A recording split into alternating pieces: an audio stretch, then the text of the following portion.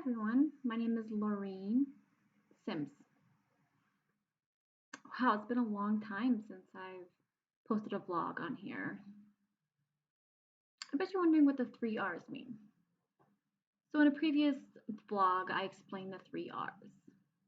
So I'll give a short expansion on each one. So the first one is revisit, thinking of a topic and bringing it back to discuss. Number two, the second R is rethink, discuss again, think it over. And the third is re-educate. Analyze, see different perspectives, explain again, make it more clear, understand the goal and the point of it. So those are the three R's. Before I continue and talk about the topic today, I really want to share with you a quote from L.I.K. Jr.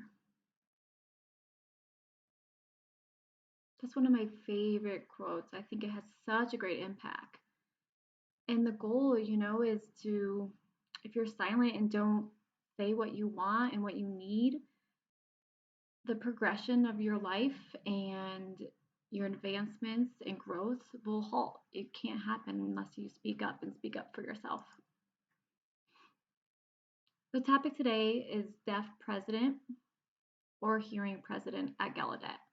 Which one? I know it's a sticky situation and discrimination is a very big topic right now and has been. So if a president could be deaf, hearing, Hispanic, from Spain, man, woman, anyone. We can't choose. But what about qualification? Who designed that? Who wrote the qualifications that you must have? It's a challenging subject, I know. I think it's important to find who's qualified and match that with the position that they're holding. People of color and racism still exist today. Oppression and discrimination is just really happening in today's world. This is a picture I wanted to show you. It's related to the glass ceiling, is the term that they call it. It's about oppression and qualifications and seeing that people of color are behind and have less power. So that's what the glass ceiling means. So the topic today, I want to think about the Gallaudet president, hearing or deaf. It's important for you to know that I'm offering my own opinion, me, Laureen. That's important to know.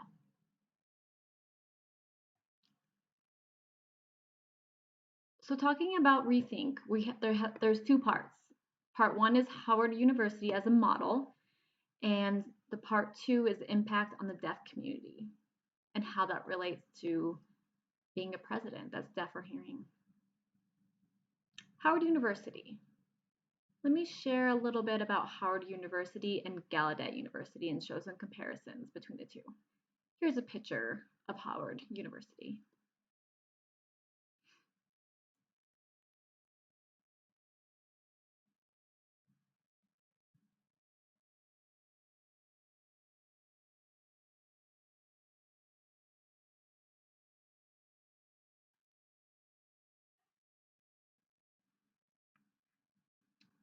Okay, Howard University was established in 1867. Gallaudet University was established in 1864. Gallaudet was first, and then 3 years later it was Howard. Wow, that was close. They're both federally ran. They both have set in place and very similar, but it's important to understand that Lincoln signed Gallaudet and Howard University was signed over by Andrew Johnson. Let's look at the different timelines. So the Civil War occurred in between there as well.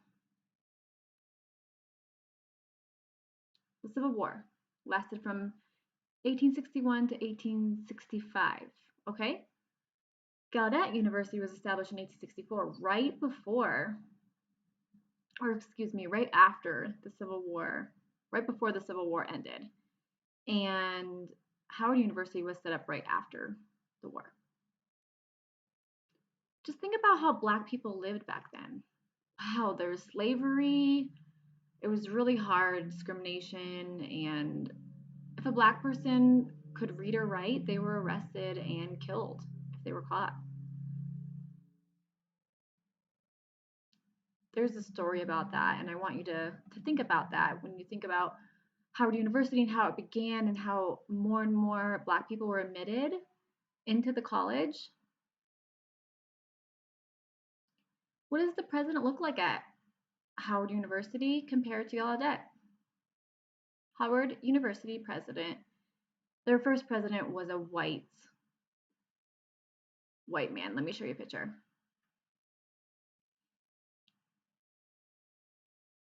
For a long time, it was a white president.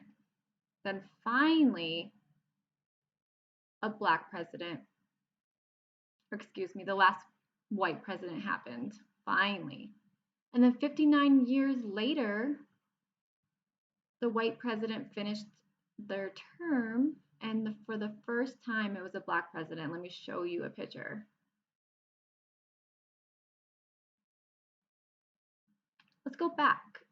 It's really fascinating. The first Black president at Howard University, he's identified as Black, but he has very light skin. That's interesting. So going back to Gallaudet, their first president was hearing, but he identified as hearing, but he was actually deaf. So society really wasn't accepting of those different discriminations. And so it's interesting that there's different perspectives back then, because even though Howard University did have a Black president, his skin was very light. And same thing as Gallaudet, even though the president identified as hearing, even though he was deaf. It just shows how society and the perspectives from back then and how that discrimination played a role in those president terms.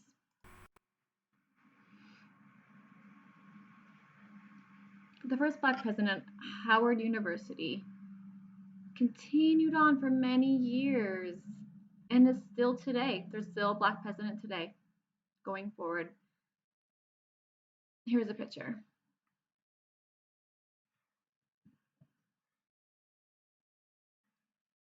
It's important to know that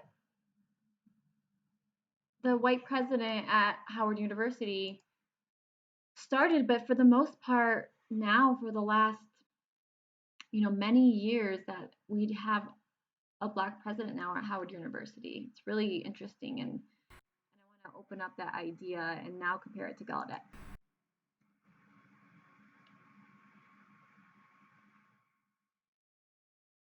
The first hearing president at Gallaudet University, his name was Edward Minor Gallaudet.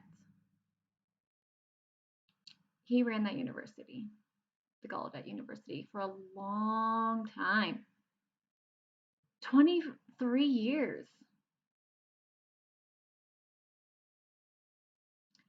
And then the deaf president now, protests happen, and then they received their first deaf president, I. King Jordan. 59 years for Howard University to have a Black president, and it took 127 years to have a deaf president at Gallaudet. That's interesting. It really fascinates me.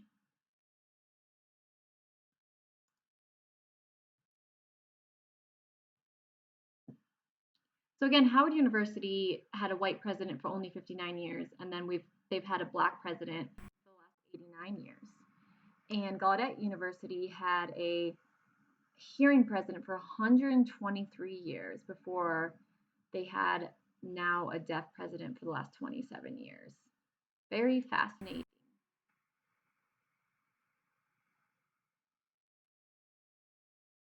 That's the difference between Howard and Gallaudet.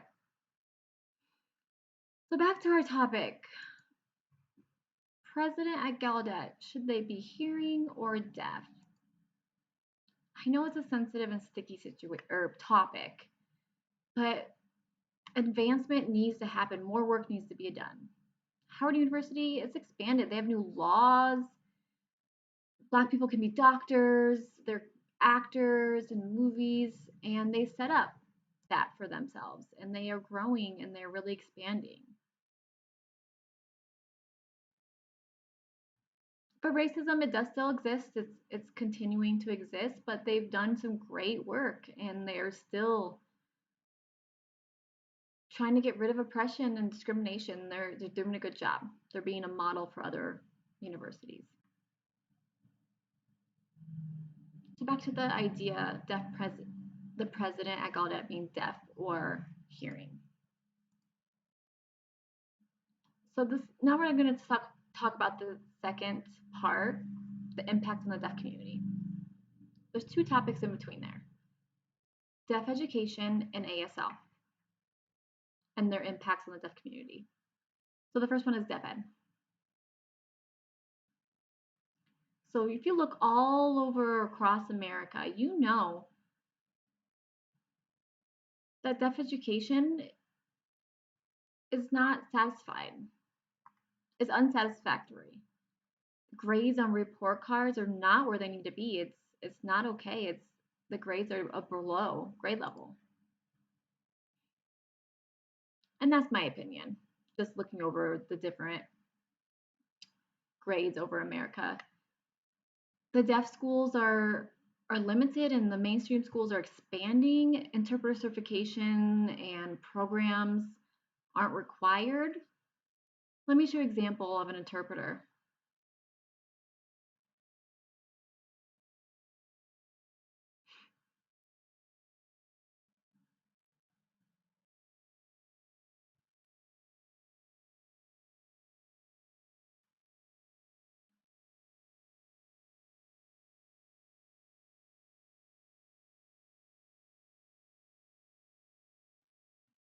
Wow, that's a challenge.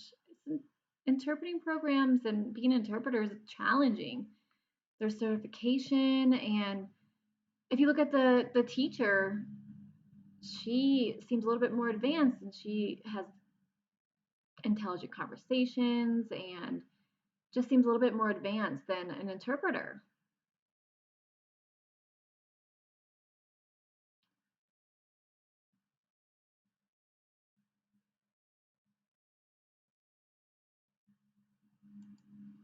As you can see, Howard University did a really good job expanding and growing and in the hearing community with expanding their education, and now it's the time for the deaf community to expand their education and improve in that area.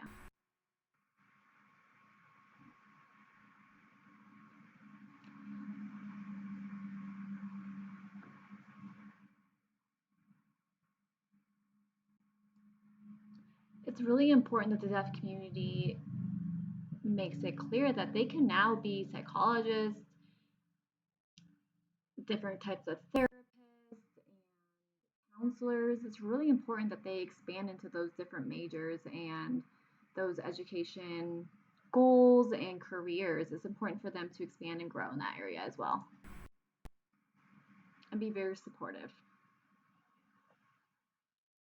So we talked about the impact on the deaf community and the children. So critical for that. But you need to realize the impact for the number of students and the statistics that are growing is really fascinating. As you can see, the people of color, the students and children of color is growing. For our future, it's really important that there's an impact and that they're a minority, and it's just really the growth is really halted. It's not expanding and oppression is still happening. It goes back to the glass ceiling concept that we talked about, making sure equality is happening because oppression is still happening in the schools, and it's a challenging experience to see that perspective. And the president needs to understand that's a sensitive subject and they need to make sure that it's improving. Education needs to improve, and that's so important in the deaf community. and it's important for the deaf president for the president to understand that. The second topic is ASL and how that's impacted on the deaf community. It's growing. The statistics will say that ASL here on this graph will show you the growth in ASL use. Did you see that so many hearing people are learning ASL compared to the deaf? Hearing people are taking classes in college and learning more ASL. It's really developing in the hearing community. But School for the Deaf and children that attend there's a very small amount of classes offered that are for ASL. They have mentoring programs, which is great and face-to-face, but they really need to open up to some more ASL classes and have the same statistics as the hearing community taking those classes. It's important for the community to lead those programs and open up those opportunities for deaf students to practice those skills and grow and develop. It's critical.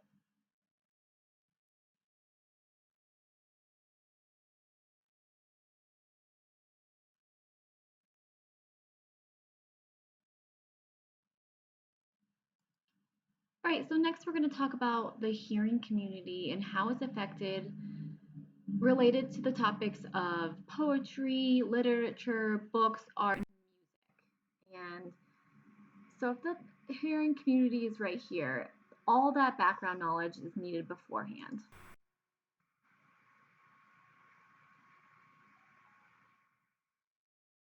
And you can see how it affects the hearing community and how it's important for them to borrow those stories and show that in the hearing community. The music, the songs, it's just starting. It's really affecting the hearing community, and it's important to show that. Those feelings, that sensitivity, it tends to really affect the hearing community and really connect to them. And the stories, and the books, and the music, and all of that. It's really, really important that that's involved in the hearing community. For the deaf community, this is what it looks like.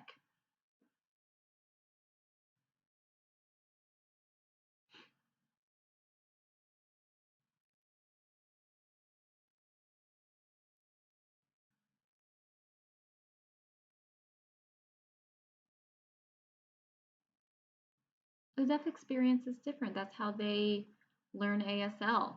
They have their own resources. People of color have another layer of challenges. They have to borrow the hearing community stories and music and base those stories on that. What does that mean though for a deaf Black person?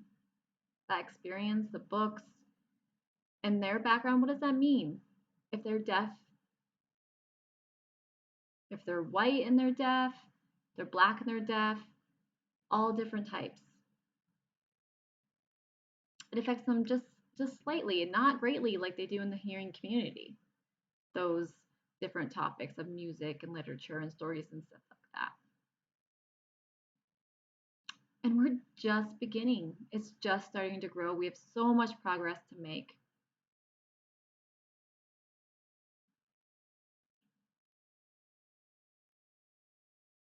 And it's important to know that there's not just one language, there's Spanish, any type of language. Deaf, different types of deaf and ASL, French ASL, Japanese ASL, not only one, many different languages. It's important to know that all those languages need to expand, just like the hearing community. They're making so much progress, and it's 23 years is just so short. It's not enough time to grow. Many people challenge me.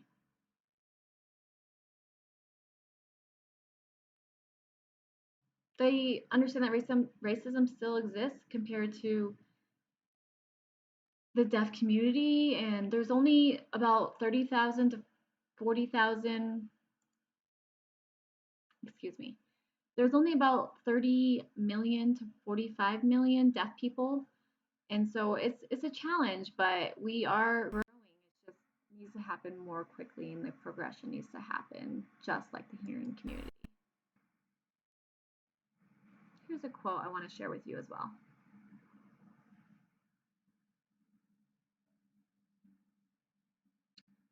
It is my belief that the deaf community is small, but we are powerful. It's great that we have social media and TV and advertisements for us to show that oppression is not going to exist anymore. We're going to grow as a small group and make a big impact. It may be gradual, but it's going to happen. People are going to learn, and it's going to happen for us. We're going to grow and advance. It's just so important that to know that we're just beginning. This is just the start.